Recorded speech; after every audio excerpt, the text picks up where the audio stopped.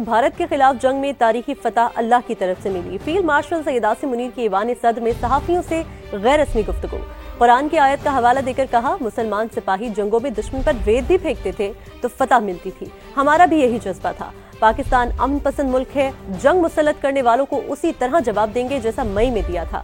ایوان صدر میں شاہ اردن کے اعزاز میں زہرانے اور ایوارڈ دینے کی تقریب میں فیلڈ مارشل کی صلاحیتوں کی تعریف کی گئی۔ تقریب تو تھی شاہ اردن کو نشان پاکستان دینے کی، لیکن فیلڈ مارشل سید عاصم منیر توجہ کا مرکز بنے رہے۔ شرکا نے بھارتی جارحیت کے جواب میں تاریخی فتح پر آرمی چیف کی بھرپور پذیرائی کی۔ فیلڈ مارشل سید عاصم منیر نے صحافیوں سے غیر رسمی گفتگو میں کہا، بھارت کے خلاف جنگ میں اللہ نے پاکستان کو فتح سے نوازا۔ سپہ سالار نے قرآنی آیت کا بھی حوالہ دیا، کہا مسلمان سپاہی جنگوں میں دشمن پر ریت بھی پھینکتے تھے تو فتح ملتی تھی۔ بھارت کے خلاف جنگ میں یہی ہمارا جذبہ تھا، جس کے نتیجے میں ہمیں اللہ کی طرف سے نصرت ملی۔ اردن کے شاہ عبداللہ دوم کا پاکستان کا 2 روزہ سرکاری دورہ۔ معزز مہمان کو ایوان صدر اسلام آباد میں پاکستان کے سب سے بڑے سول ایوارڈ سے نوازا گیا۔ شاہ عبداللہ نے بھی صدر آصف علی زرداری کو اردن کا اعلیٰ ترین اعزاز دیا۔ تقریب میں وزیر اعظم شہباز شریف اور فیلڈ مارشل سید عاصم منیر بھی شریک تھے۔ 2 طرفہ تعاون کو نئے شعبوں تک توسیع دینے پر اتفاق کیا گیا۔ ٹیکا خان ثانی رپورٹ کریں گے۔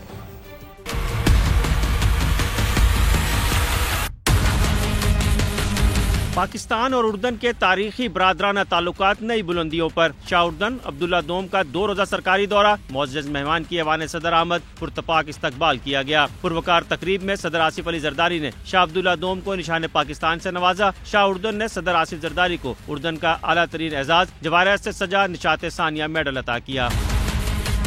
معزز مہمان شاہ عبداللہ دوم کے اعزاز میں زہرانہ بھی دیا گیا۔ صدر مملکت آصف علی زرداری نے کہا کہ ہم سب ایک خاندان ہیں۔ تقریب میں وزیر اعظم شہباز شریف بھی موجود تھے۔ چیئرمین سینٹ، وفاقی وزراء، چیئرمین پیپلز پارٹی بلاول بھٹو زرداری، آصفہ بھٹو زرداری، امریکی سفیر، برطانوی ہائی کمشنر اور دیگر اہم شخصیات بھی شریک تھیں۔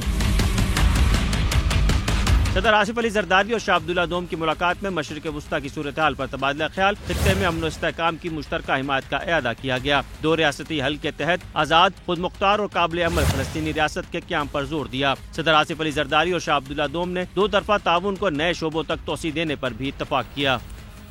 شاہ اردن کا global industrial and defence solutions اور ٹلا فیلڈ فائرنگ رینج کا دورہ۔ وزیر اعظم اور فیلڈ مارشل کے ساتھ زمینی اور فضائی مشقوں کا معائنہ کیا۔ معزز مہمان پاک فوج کی اعلیٰ پیشہ ورانہ تربیت، آپریشنل مہارت اور تیاریوں کے معترف۔ سپہ سالار کو order of the military merit award سے نوازا۔ اردن اور پاکستان ہر میدان میں 2 غالب یکجان، عسکری تعاون میں بھی نئے باب کا اضافہ۔ شاہ عبداللہ دوم کا وزیر اعظم شہباز شریف اور فیلڈ مارشل سید عاصم منیر کے ساتھ ٹلا فیلڈ فائرنگ رینج کا دورہ۔ اردن کی شہزادی سلمہ بنت عبداللہ دوم بھی ساتھ تھیں۔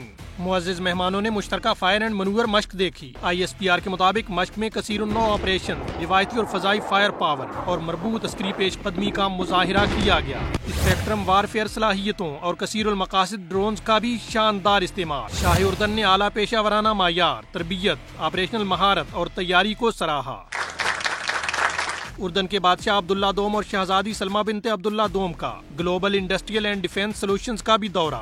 وفد کو GIDS کی ساخت، استعداد اور مصنوعات کا بتایا گیا۔ پاکستان کی دفاعی صنعت میں پیش رفت، تکنیکی جدت اور ممکنہ پاک اردن دفاعی تعاون پر بھی briefing. Army chief Syed Asim Munir نے پاک اردن دفاعی شراکت داری کو اجاگر کرتے ہوئے خطے میں امن کا عزم دہرایا۔ شاہ عبداللہ دوم نے فیلڈ مارشل عاصم منیر کو order of the military merit first degree award سے بھی نوازا۔ ISPR کے مطابق یہ اعزاز پاک اردن فوجی تعاون کو مضبوط بنانے میں فیلڈ مارشل کی خدمات کا اعتراف ہے۔ بین الاقوامی تعلقات کے ماہر اور معروف دفاعی تجزیہ کار احمد حسن العربی کا کہنا ہے، فیلڈ مارشل عاصم منیر کی گفتگو بالکل درست ہے۔ سما سے گفتگو کرتے ہوئے انہوں نے کہا، مارکہ حق سے پہلے دنیا کی طاقتیں بھارت کے ساتھ تھیں، اس کے پاس ہم سے زیادہ اسلحہ اور عددی برتری حاصل تھی۔ بھارت کو رافیل کا سہارا تھا، لیکن پاکستان کو خدا پر بھروسہ تھا۔ اللہ تعالیٰ نے اپنی مدد اور نصرت پاکستان کو عطا فرمائی، جس کی وجہ سے فتح حاصل ہوئی۔ ایک طرح سے پاکستان کی تقدیر ہی بدل گئی۔ آگے بڑھیں، ایک اور اہم معاملے کی بات کریں۔ وزیر اعظم آزاد کشمیر کے خلاف تحریک عدم اعتماد پر رائے شماری آج ہوگی، تیاریاں مکمل۔ پیپلز پارٹی کے امیدوار فیصل ممتاز راٹھور کو فارورڈ بلاک کے مزید 2 ارکان کی حمایت حاصل ہو گئی۔ انوار الحق کی کابینہ کے وزیر تعلیم دیوان چغتائی اور وزیر اسمال انڈسٹریز تقدیس گیلانی نے بھی پیپلز پارٹی کی حمایت کا اعلان کر دیا۔ پیپلز پارٹی کو اب 38 ارکان کی حمایت حاصل ہے، جبکہ تحریک عدم اعتماد کی کامیابی کے لیے صرف 27 ووٹ درکار ہیں۔ ذرائع کے مطابق وزیر اعظم آزاد کشمیر انوار الحق استعفیٰ نہیں دیں گے، وہ تحریک عدم اعتماد کا سامنا کریں گے۔ تحریک انصاف، مسلم کانفرنس اور جموں و کشمیر پیپلز پارٹی تحریک عدم اعتماد میں غیر جانبدار رہیں گی۔ ججز کے ضمیر اس وقت کیوں نہیں جاگے جب ہم کو سزائیں دی گئیں؟ مکافات عمل ہوا ہے، میں نے کسی سے انتقام نہیں لیا، حلفاً کہہ سکتی ہوں نواز شریف نے بھی کسی سے انتقام نہیں لیا۔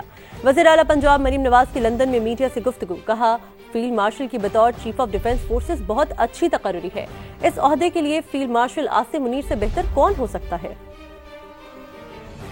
نے جو استعفے دیے ہیں، اگر یہ ضمیر پہلے جاگے ہوتے جب نواز شریف صاحب کو اور مجھے اور باقی لوگوں کو جب غلط سزائیں ملی اور جو ہم نے 6 سال اس کا ان کی ضمیر نہ جاگنے کا جو ہم نے خمیازہ بھگتا، اب یہ سیاسی ضمیر ہے، یہ ان کو کوئی انصاف کے لیے کوئی قدم نہیں ہے۔ میں آن اوتھ یہ کہہ سکتی ہوں کہ میں نے کسی سے کوئی انتقام نہیں لیا۔ میں آن اوتھ یہ کہہ سکتی ہوں کہ نواز شریف صاحب نے کسی سے انتقام نہیں لیا، انہوں نے ہم سے انتقام لیا تھا، پولیٹیکل وکٹمائزیشن کی تھی، ان سے اس انتقام قدرت نے۔ Chief of defence forces Asim Munir صاحب کی تقرری کو کس طرح دیکھتے ہیں؟ یہ تو بڑی اچھی تقرری ہے، ان سے بہتر اس کے لیے اور کون ہو سکتا ہے؟ پاکستان میں حکومت جادو ٹونے کے زور پہ چلائی جا رہی تھی، آپ سمجھتی ہیں سیاسی پروپیگنڈا ہے؟ یہ تو پوری دنیا کے سامنے ہے، اس میں کون سی شک کی گنجائش ہے؟ سجاول میں خاتون کو دل کا دورہ پڑنے پر ہیلتھ سینٹر لایا گیا مگر وہ جابر نہ ہو سکی۔ ایمبولینس نہ ملنے پر شوہر کو میت رکشے پر گھر لے جانا پڑی۔ ویڈیو سوشل میڈیا پر وائرل ہو گئی۔ M S doctor Ebrahim neon کے مطابق اسپتال کی واحد ایمبولینس طویل عرصے سے ناکارہ کھڑی ہے۔ شہریوں نے شدید رد عمل کا اظہار کرتے ہوئے اسپتال میں بنیادی سہولیات کی فراہمی یقینی بنانے کا مطالبہ کیا ہے۔ ایک اور افسوسناک خبر آپ کو بتائیں، حیدرآباد میں پٹاخوں کی فیکٹری میں دھماکے کے مزید 2 زخمی کراچی میں دم توڑ گئے۔ واقعے میں اموات کی تعداد 9 ہو گئی۔ پولیس نے واقعے کا مقدمہ دہشت گردی ایکٹ کے تحت درج کر لیا، تاہم کوئی گرفتاری عمل میں نہ آ سکی۔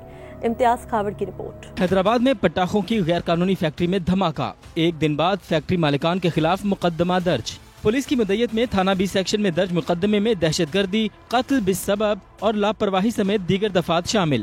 گرفتاری کے لیے مختلف علاقوں میں پولیس کے چھاپے جاری ہیں۔ فیکٹری مالک کے جھلس کر جاں بحق ہونے کا خدشہ ہے۔ متاثرہ فیکٹری کا ملبہ اٹھانے کا کام بھی جاری۔ کئی انسانی اعضاء نکالے جا چکے ہیں۔ جاں بحق افراد میں سے 4 کی شناخت ہو گئی۔ ارے میرا بیٹا ہے، بم کا کام کرتا تھا، رات کو جوتے ٹھیلے پہ لگاتا تھا، پٹاخے جو بنتے ہیں نا، لگاری گوٹ بنتے ہیں، 10 نمبر لطیفہ آباد۔ سانحے کے بعد شہر بھر میں غیر قانونی آتش بازی اور LPG کی دکانوں کے خلاف ایکشن۔ پولیس اور انتظامیہ نے متعدد دکانیں سیل کر دیں۔ کیمرامین جمیل پٹھان کے ساتھ امتیاز علی، سما، حیدرآباد۔ کراچی سے آپ کو خبر دیں، اورنگی ٹاؤن میں نامعلوم سم سے آنے والی گولی لگنے سے 3 برس کا بچہ جاں بحق ہو گیا ہے۔